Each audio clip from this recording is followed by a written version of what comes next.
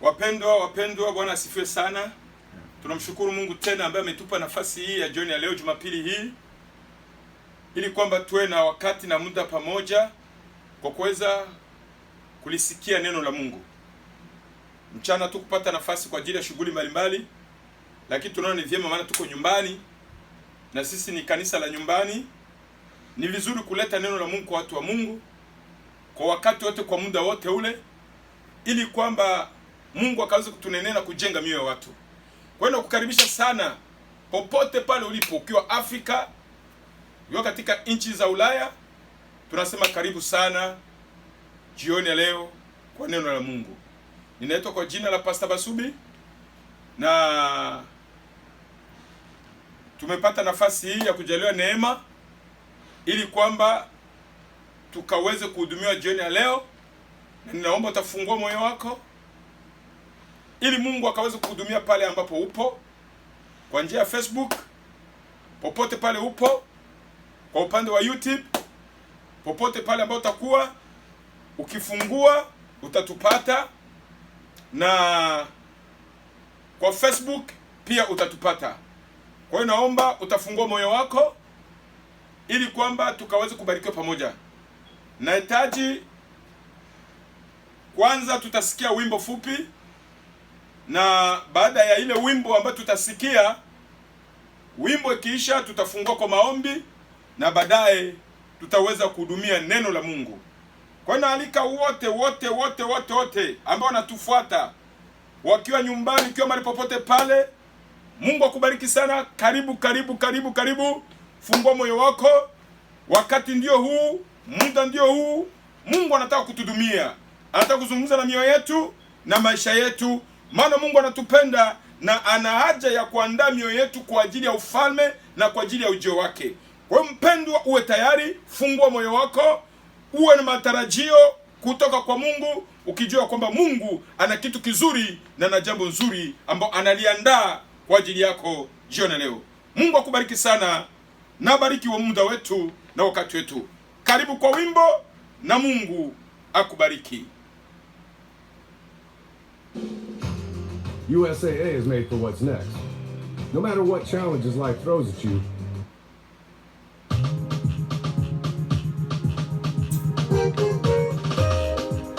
Haleluya. Yule ambaye ameimba wimbo huu ni mpendwa wa Itega. Barikiwa na wimbo wake. Anaimba nyimbo nzuri sana. Haleluya. Katika safari ndefu ya kwenda mbinguni, utanitambuaje ndugu yangu, nakuuliza, niambie huwezi kunitambua kama nimeokoka kwa kunitazama sura yangu. Huwezi kunitambua kama nimeokoka kwa kunitazama maumbile yangu. Bwana asifiwe, siwe sababu. Hiyo si ndio sababu. Haleluya. Uamini kuwa nimeokoka. Yeah. Kama mali yangu naweza kutamka. Yes. Bwana asifiwe, kumbe sijaokoka. Utanitambuaje kama nimeokoka? Niambie.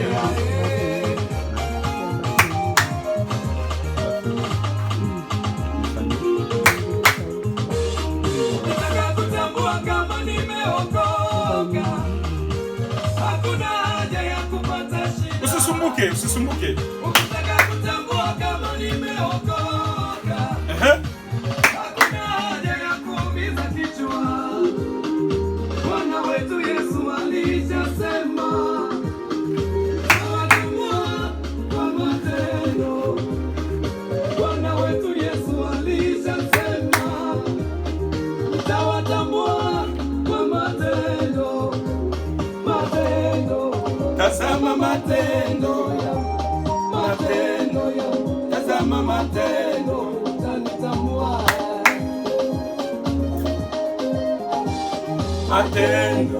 Tazama matendo. Haleluya.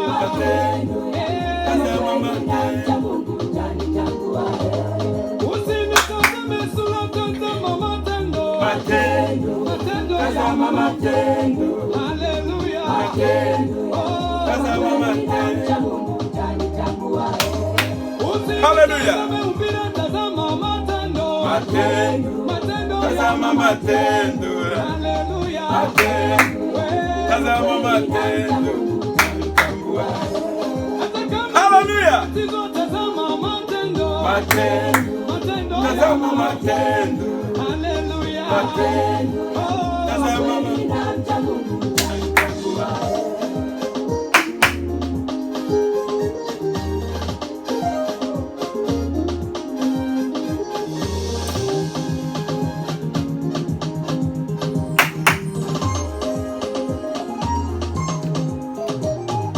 Mtume Petro aliulizwa, wewe ni mwanafunzi wa Yesu?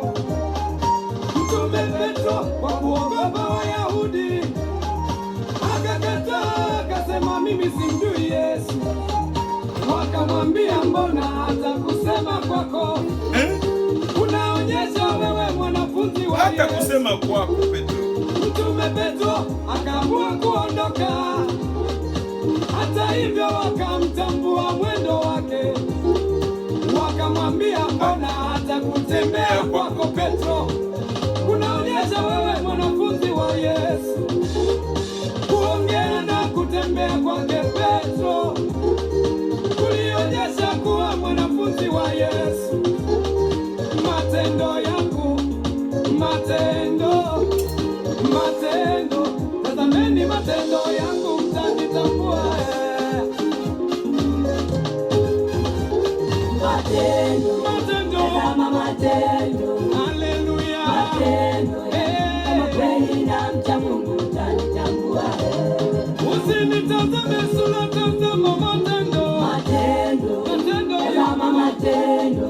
Haleluya. Matendo, kama kweli namcha Mungu mtanitambua. Usinitazame mpira, tazama matendo. Matendo, matendo, tazama matendo.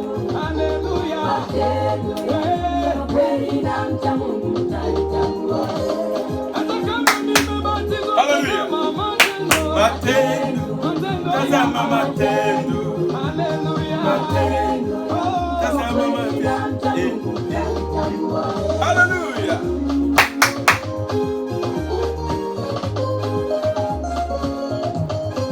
Ukitaka kutambua kama nimeokoka, usinitazame jinsi ninavyojisifia. Naweza kujisifu mimi ni mpole sana, Ni ukweli. lakini matendo yangu Inakataa. Naweza kujisifu mimi na wajali sana yatima, lakini matendo yanakataa. Naweza kujisifu mimi na wajali sana wajane, lakini matendo yangu yakakataa. Matendo, tazama matendo yangu. Matendo, kama kweli ninamcha Mungu utanitambua. Haleluya. Matendo yangu nashuhudia. Matendo, Nihubiri, nisihubiri, matendo. Angalia matendo yangu, utajua niliokoka ama sikuokoka. Useme vibaya, useme vizuri, lakini matendo yangu inanishuhudia. Hey!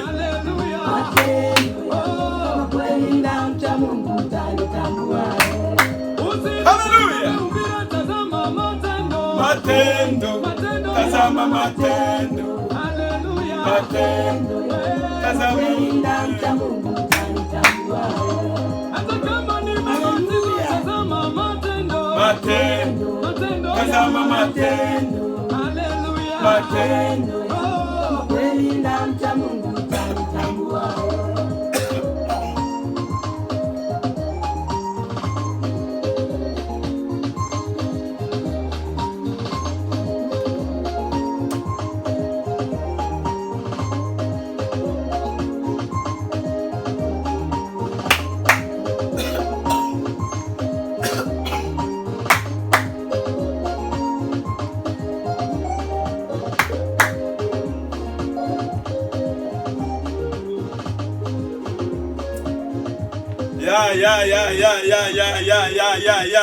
Imekuwa baraka sana mpendwa.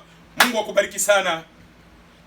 Mpendwa Waitega anasema ukitaka kumtambua mtu ambaye alimpokea Kristo Yesu akaokoka kwa kweli, usisikize tu yale yanayozungumzwa na mtu ama yale yanayosemwa kwa ajili ya mtu. Mfuatilie maisha ya yule mtu, chunguza tabia zake na matendo yake, utagundua na utakuwa pata uhakika kwamba huyu mtu aliokoka na alikutana nani? Yesu Kristo.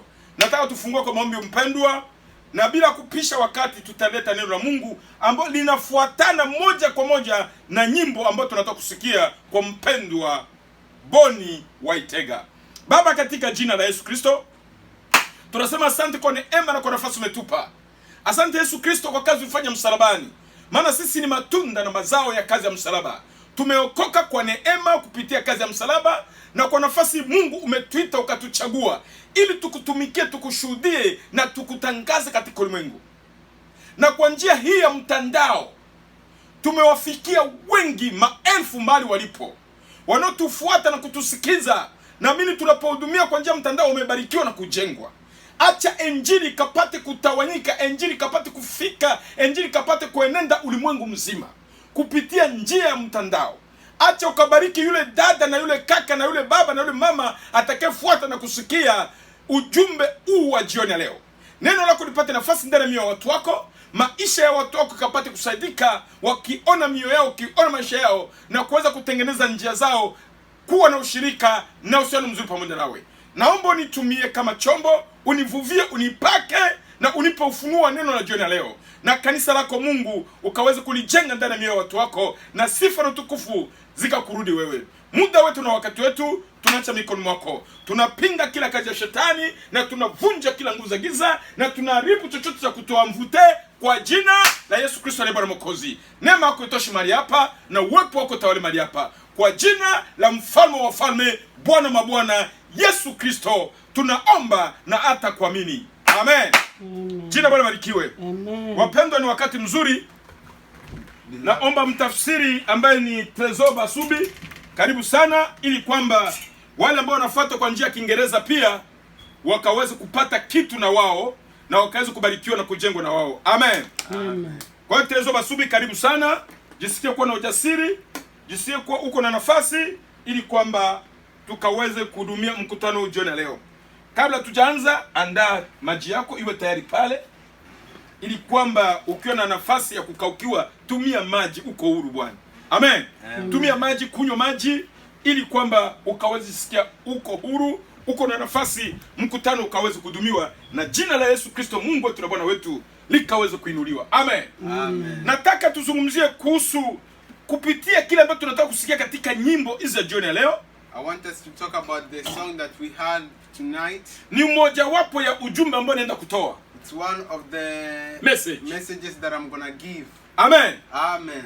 Umejua Ukristo sio kule kujita Mkristo. You know, Christianity is not calling yourself a Christian. Ukristo katika dunia ya leo, Christianity in today's world, ni kama imepoteza ile ladha. it's like it has lost its taste. Amen. Amen. Sababu Ukristo inakuwa ni maneno, Because the Christianity has become words. na watu wanaweza kufurahia tu kuitwa Mkristo, And people might be proud of themselves to be called Christians.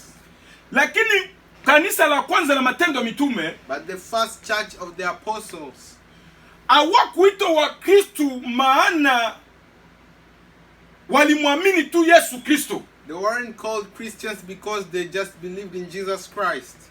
Kilichosababisha wakaitwa Wakristo, What made them to be called Christians waliona matendo yao, is because they saw their works. waliona mienendo yao, They saw their ways. maisha yao ilishuhudia kwamba hawa ni wanafunzi wa Yesu Kristo. Their lives testified that they are servants of Jesus Christ. Na ndio kwa maana waliitwa Wakristo. And that's why they were called Christians. Sababu ya mpendwa, Because of that, beloved, tunaishi wakati ambapo Ukristo inakuwa ni jina, we are living in a time that Christianity is now a name.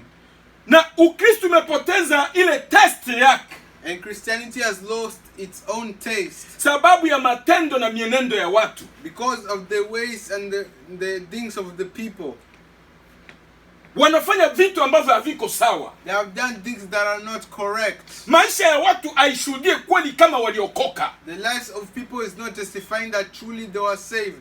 Kuna kuchanganya Ukristo na upagani. There is mixing Christianity and paganism. Mungu atukuzwe ndani ya maisha ya watu. God is not being glorified in the lives of the people. Amen. Amen. Ushuhuda ya ukweli na ushuhuda mzuri haupo. The true testimony is not there.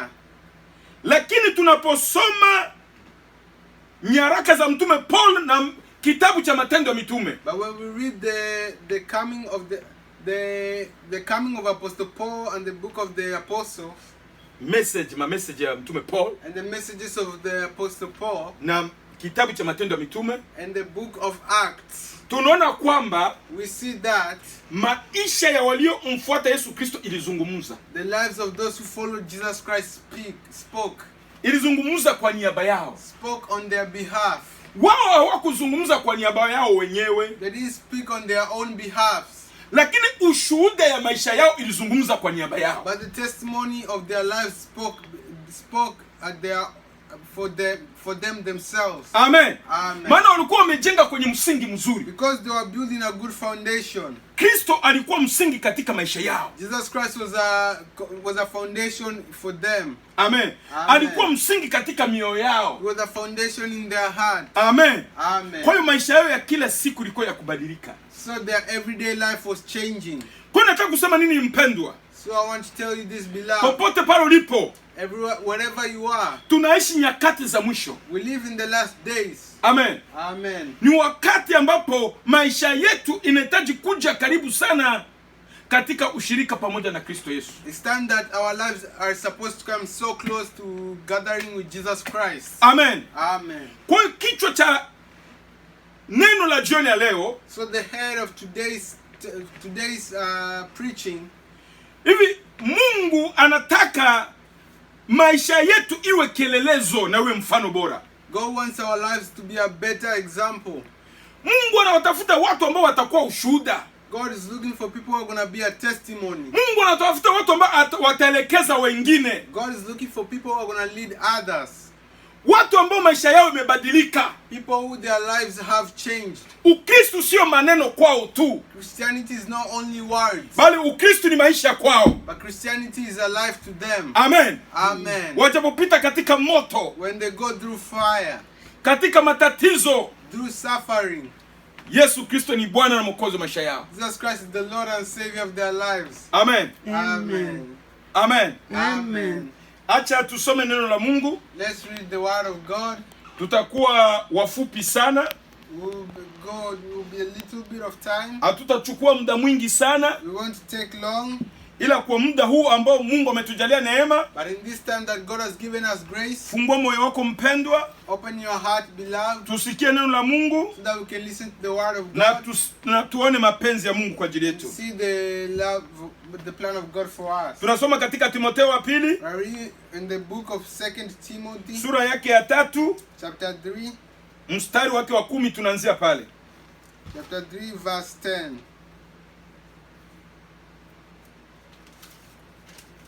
I'm reading the name of Jesus Christ. 10 mpaka unashia 11, 10 mpaka 11. 10 to 11. Yes. I'm reading the name of Jesus Christ. You, however, know all about my teaching, my way of life, my purpose, faith, patience, love, endurance, persecution, suffering, what kinds of things happened to me in Antioch, Iconium, and Lystra. The persecution I endured, yet the Lord rescued me from all of them. Amen. Amen. Biblia yangu ya Kiswahili inasema hivi, sura ya 3 ya Timotheo wa pili, mstari wake wa 10 inasema hivi: bali wewe umeyafuata mafundisho yangu na mwenendo wangu na makusudi yangu na imani na uvumilivu na upendo na saburi, tena na adha zangu na mateso, mambo yaliyonipata katika Antiokia na katika Ikonio na katika Listra, kila namna ya adha. niliyoistahimili, naye Bwana aliniokoa katika hayo yote. Amen. Amen. Mtume Paulo anajaribu kuzungumza na Timotheo. Apostle Paul tries to talk to Timothy. Na akizungumza na Timotheo, And when he speaks to Timothy, alikuwa anazungumza na mtoto yake. he is speaking to his son. Amezungumza na mtu ambaye amemzaa katika huduma. He's speaking to someone that he has given birth to in the ministry. Na akiwa mwana ambaye amemzaa katika huduma, And since he is a son that he has given birth to in the ministry, Paulo akona ni vyema ampe maelekezo. Apostle Paul saw that it was good to give him an explanation. Amen. Amen. Amwelekeze, To lead him, amwandae to prepare him kwa ajili ya huduma, for the gospel, kumtumikia Kristo Yesu to serve Jesus Christ, na kuhudumia mioyo ya watu. and to work on to tell other people's hearts. Sio kitu rahisi, It's not an easy thing. sio kitu mwepesi, It's not a weak thing. sio kule kubarikiwa watu wanasema ni kubarikiwa tu, It's not being blessed and people saying being blessed sio only. kule kula na kukunywa, It's not drinking and eating. sio lengo la kujenga nyumba ama kupata gari, It's not a thing of building a house or getting a car. lakini ni swala ya kutoa maisha. But it's a thing of giving up your life. Unatoa maisha kwenye madhabahu, You're giving your life to the ministry uwe tayari kutesekana kwa ajili ya watu na kwa ajili ya Yesu Kristo. so that you can be ready to suffer for the people and for Jesus Christ. Kubali kulipa gharama kwa ajili ya Injili. To accept to pay the price for the gospel. Utazaraulika, You'll be utazarauliwa, people will go against you. yes, utatukanwa, You'll be spit on. utasemewa mbaya, You'll be said bad about. utachukiliwa, They will hate you. utapitia shida na mateso mengi You'll go through suffering. kwa watu wa karibu na kwa watu wa mbali na The wewe, people who are near you and the people who are far away. wanaokujua na wenye wakujui, Those who know you and those who don't. wakiwa nyumbani ama wa nje ya nyumba. If they are at home or they are outside of your house. Lakini katika mambo yale yote But through all that, alimwandaa Timotheo he prepared Timothy ili kwamba anapokutana na mambo kama so yale that when he faces such things, asiwe na shida. he shouldn't have a problem. Lazima ajue kwamba tumeitwa kwa ajili ya hiyo, He must know that we have been called for that, ili tushiriki mateso pamoja na Kristo Yesu. so that we can endure in suffering together with Jesus Christ. Amen. Amen. Amen. Amen. Maana Paul alijua Because Apostle Paul knew katika huduma, in the gospel, katika huduma, in the ministry, yes, hakuna tu kubarikiwa, there's not only being blessed. hakuna tu kupata vitu ama kusikia maisha ya raha muda wote. There's not only receiving something or having a time of happiness every time. Kuna wakati wa kuchukiliwa, There is a time to be hated. kuna wakati wa kutengwa, There's a time to be separated. kuna wakati wa kuachwa, There's a time to be left alone. kuna wakati unajikuta ni kama uko na Mungu ama hauna Mungu, There's a time you find yourself that you have God or you don't have kwa God ajili ya huduma. because of the gospel. Maana watu wengi hawakubaliane na wewe, Because many people do not accept what you're doing, na kile unacholeta kwao and what you're bringing to them kinachoma mioyo yao. is burning their hearts. Kwa hiyo hawatakubaliana na wewe, It's because of that they will not accept you. wanaweza kukuchukia kwa ajili ya hiyo, They will hate you because of that. wanaweza kujitenga na wewe kwa ajili ya hiyo. They must separate themselves because of that. Amen. Amen. Lakini mtume Paul But Apostle Paul, kama baba kwa Timotheo like father to Timothy, aliona ni vyema amwandae, he saw that it was well to prepare him, amutayarishe, to prepare him, ili anapokutana shida kama na zile so that when he finds troubles like that, asijali, he shouldn't be worried, asiangaike, shouldn't feel bad. au amesimama vizuri We should stand well kwenye msingi in the foundation, ambaye ni Yesu Kristo, which is Jesus na Christ. Yesu Kristo aliyesulubiwa. Jesus Christ was crucified. Amen. Amen. Jina Bwana barikiwe. Amen. Kwa hiyo kwa njia fulani So in some kind of way, Paulo anamwambia Timotheo, Paul tells Timothy, sikia Timotheo, listen Timothy, umeitwa katika huduma, you have been called to the gospel. katika huduma. You have been called to the ministry. Amen. Amen. Lakini But tuliishi na wewe we lived together. Mimi mwenyewe nilikuwa kielelezo kwako. Me myself, I was an example to you. Unajua mateso niliyoipitia. You know the suffering I went through.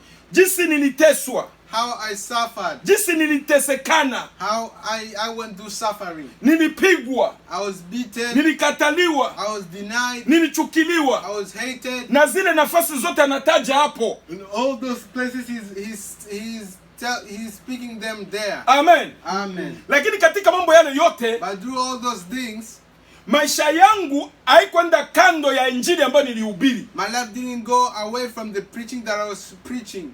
Niliwapenda wale watu. I loved those people. Na nikawa kielelezo kwao. And I became an example to them. Na wewe Timotheo, And you Timothy, kama unataka umtumikie Yesu Kristo, if you want to serve Jesus Christ, uangalie maisha yangu. you must look at my life. Mimi mtume Paul, Me Apostle Paul, ni kielelezo kwako kwa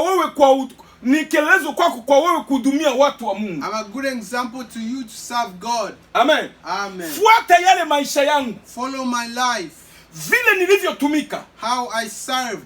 Vile nilivyokuwa mbele ya watu. How I was in front of people. Nilivyomtumikia Mungu. How I served God. Nilikutana na aina tofauti za shida. I met with different kinds of problems. Nilipitia magumu ya kila aina. I went through every kind of suffering. Lakini katika mambo yale yote Mungu aliniokoa katika shida hizo zote. But through all that, God saved me from all those troubles. Na katika hizo shida zote, And through all those troubles, Mungu hakuniacha. God didn't leave me. Alikuwa pamoja na mimi. He was always with me. Na mimi nakuomba Timotheo, And I'm asking you this, Timothy. kama utamtumikia Mungu, If you're going to serve God, tamani uwe kielelezo katika kumtumikia Mungu. you should want to be an example into serving God. Fuata maisha yangu. Follow my life. Fuata mwenendo wangu. Follow my ways. Angalia tabia zangu. Look at my behavior. Ili ukaweze kumtumikia Mungu vizuri. So that you can serve God well.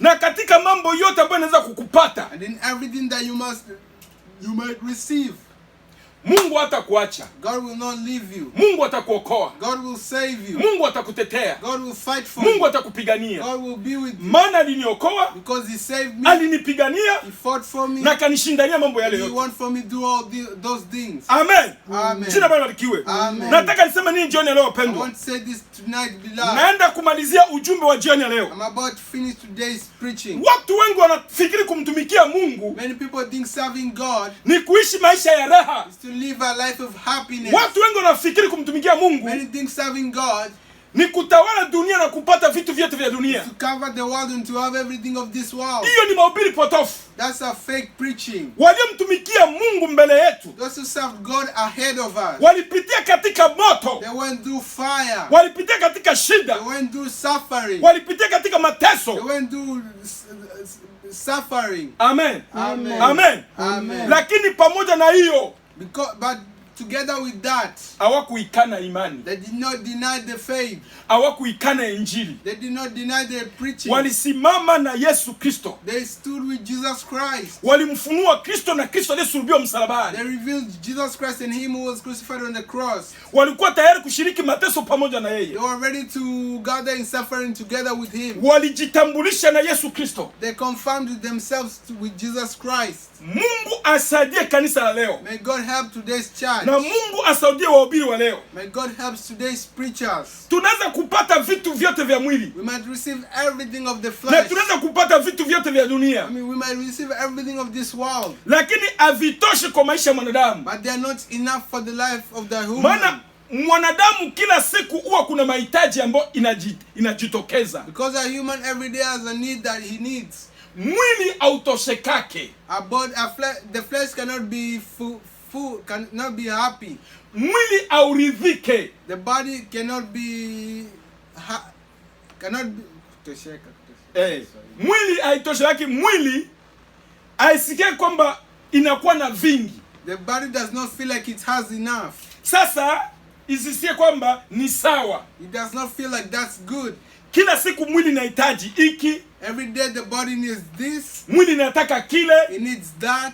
Sababu ya wapendwa, Because of that, beloved, tukitaka kutembea kulingana na dunia, if we want to walk according to the world, ama tukitaka kuishi kulingana na vile mwili inatusukuma, or if you want if you want to live according to how your flesh leads you to do, hatutaweza kufanya mapenzi ya Mungu, we won't be able to do the plan of God, na hatutatimiza kusudi la Mungu. and we won't complete the plan of Lazima God. ujue hivi, You must know this. wote walioamua kumtumikia Yesu Kristo All those who took the decision to serve ni Jesus watu Christ, kwanza ambao waliitwa. they are people who are firstly called. Hawakuitwa kwa ajili yao They wenyewe, weren't called for themselves. waliitwa kufanya mapenzi ya Yesu They Kristo. were called to do the Amen. will of Jesus Christ. Amen. Amen. Ni watu ambao walitengwa There are people who are separated ili wasiishi maisha yao, lakini waishi kwa ajili ya Mungu. so that they cannot live their lives but live for God. Amen. Amen. Na mtu ambaye aliitwa na Mungu And the person who was called by God, hana cha kwake, he does not have his own, ila anaishi kwa ajili ya Mungu, but he lives because of God, na anapaswa afanye iliyo mapenzi ya nani?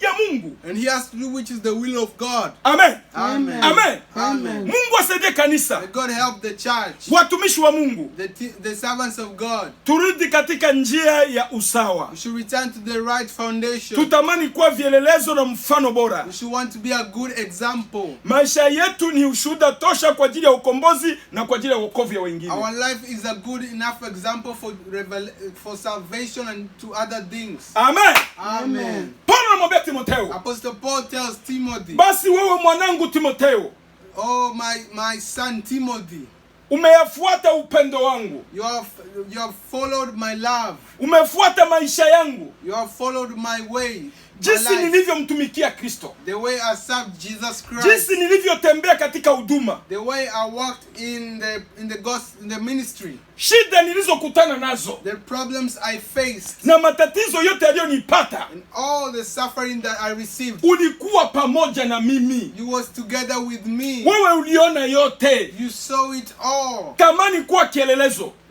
You must want to be an example. tamani kuwa ushuhuda, You must want to be a ili testimony ukaweze kumtumikia Yesu Kristo so vizuri. that you can serve Jesus Christ very well. Na mambo yote yaliyonipata, And all things that I received, Yesu Kristo hakuniacha, Jesus Christ did not leave me. aliniokoa katikati ya mambo yale yote. He saved me in the middle of all those things. Amen. Amen. Kanisa la Yesu Kristo, The Church of Jesus Christ. Mungu atusaidie. May God help us. Maisha yetu inahitajika. Our lives are needed. Unaweza kuhubiri, You might be preaching. unaweza kuingia You kanisani, might be entering the church. ukafanya kila kitu chochote, And I've done everything.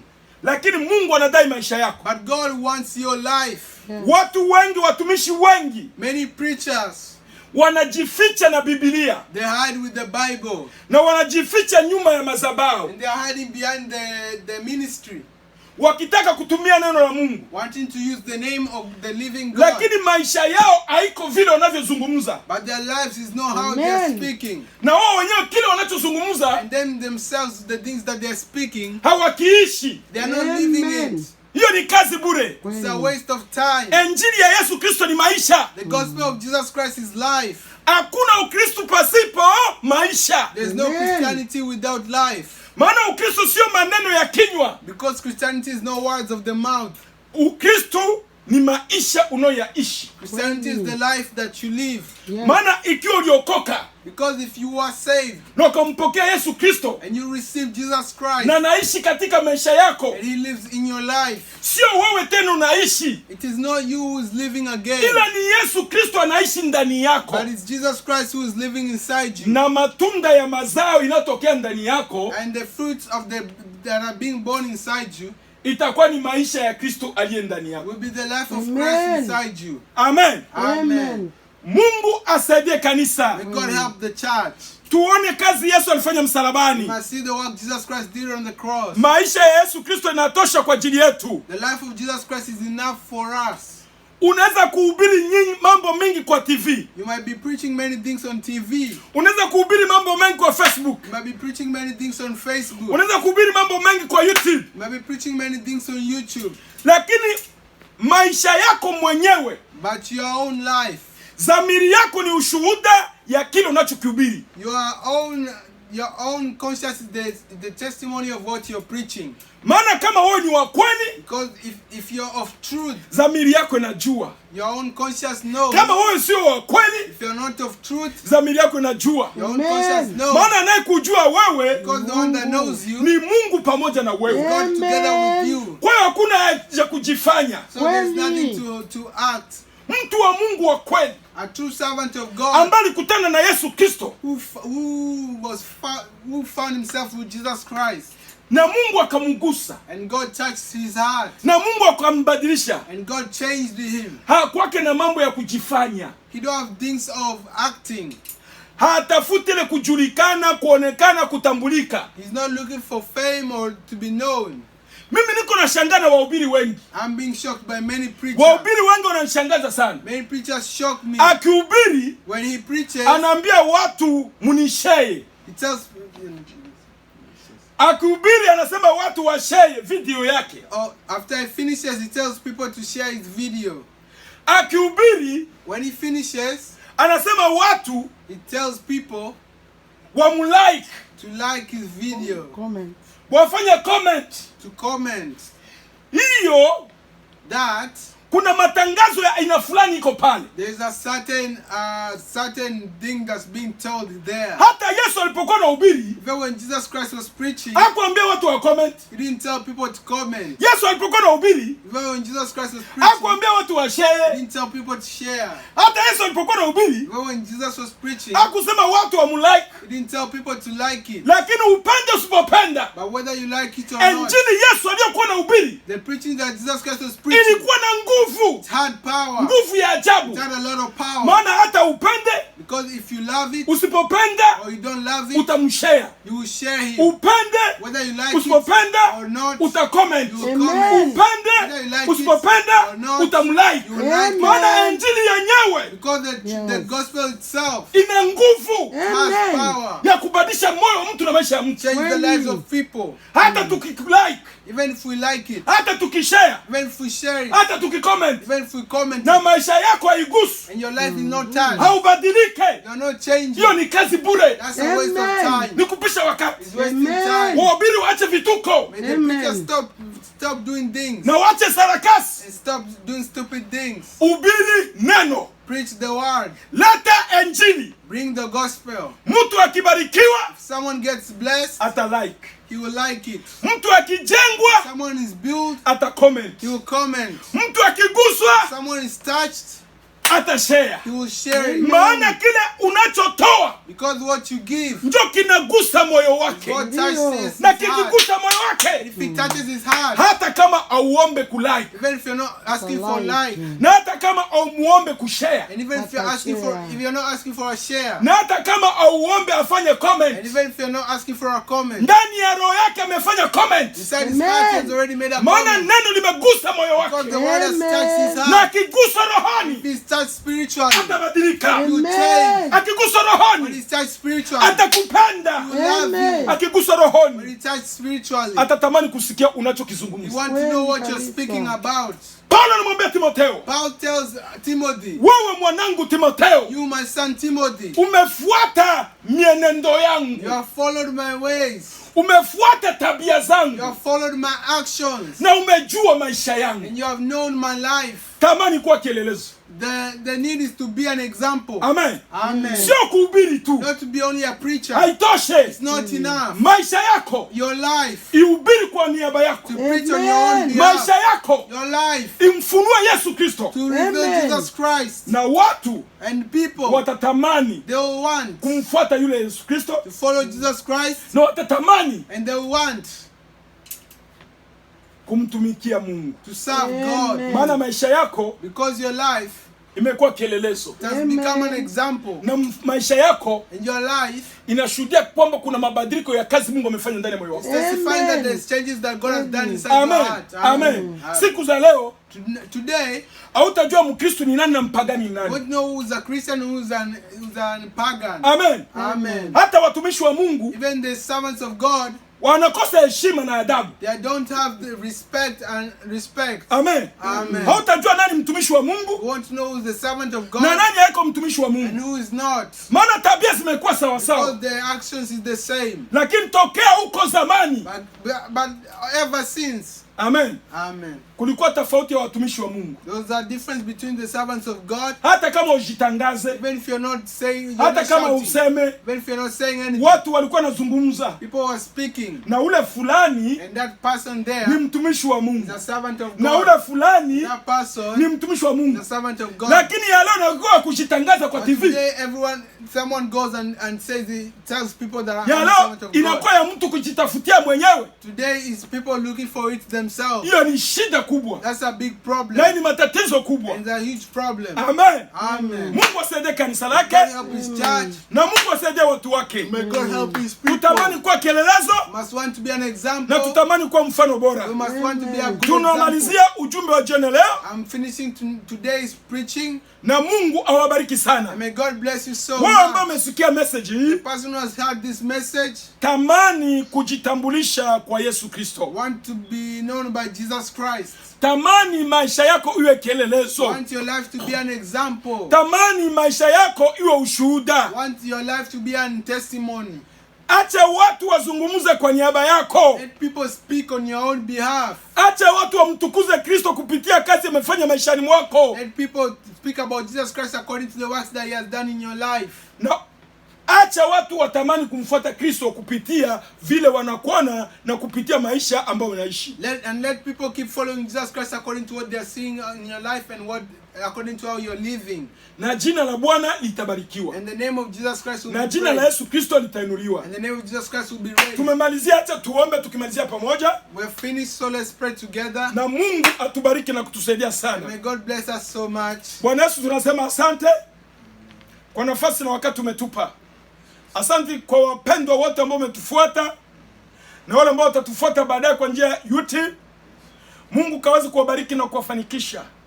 Neno la jioni leo liwe ushuhuda. Neno la jioni leo lijenge mioyo ya watu wako. Neno la jioni leo liinue mioyo ya watu wako. Na kila mmoja wetu awe na nafasi ya kujichunguza na kujipima. Na kila mmoja wetu Mungu apate kuleta maisha yake kwenye ushirika na uhusiano wa karibu pamoja nawe. Saidia huyo mama, saidia huyu dada, saidia yule kaka, saidia yule baba, mtoto kama vile mzee. Neno lako Bwana lina mipaka na halina ubaguzi. Acha kila ambaye atakayesikia na kila ambaye atapokea apate kujengwa, kubarikiwa na kuona maisha yake na kuileta kwenye madhabahu na kutamani kutengeneza ushirika wake na uhusiano wake pamoja nawe. Tunasema asante, ubarikiwe na uimidiwe. Wote walio wagonjwa jioni leo, Mungu wa mbingu na nchi, Baba watukufu Yesu Kristo, tunawaleta mikononi mwako. Ukaweze kuwagusa wagonjwa wote kwenye mahospital na walio kwenye nyumba zao. Magonjwa haitakushuhudia, lakini watu wako wanapopona watashuhudia sifa zako na utukufu wako. Tunaenda kinyume cha kazi za shetani na kinyume cha nguvu za giza. Tunazipinga zote na kuzikemea. Roho za magonjwa zishindwe katika jina la Yesu Kristo Bwana. Magonjwa yote ya kila aina, hata ile ambayo inatengenezwa wakati huu, makina corona na yote ambayo inaweza kutengenezwa kutaka kumaliza na kuangamiza maisha ya watu, tunapinga hizo maroho na tunazikemea zishindwe katika jina la Yesu Kristo hai. Mungu wetu tukuka, Mungu wetu tamalaki, tawala maisha ya watu wako, onekana kwa maisha ya watu wako, gusa maisha ya watu wako, acha watu wako wapokee uzima. Roho ya vifo ya magonjwa tunaipinga na tunaikemea katika jina la Yesu Kristo aliye Bwana na Mwokozi wetu. Bwana wetu, pokea sifa, pokea utukufu na heshima. Tuacha kila kitu mikononi mwako, tukisema asante, ubarikiwe na uimidiwe. Ni katika jina la Yesu Kristo aliye Bwana na Mwokozi wetu tukiomba na kuamini. Amen. Amen. Wapendwa, mbarikiwe na muwe na jioni njema. Amen.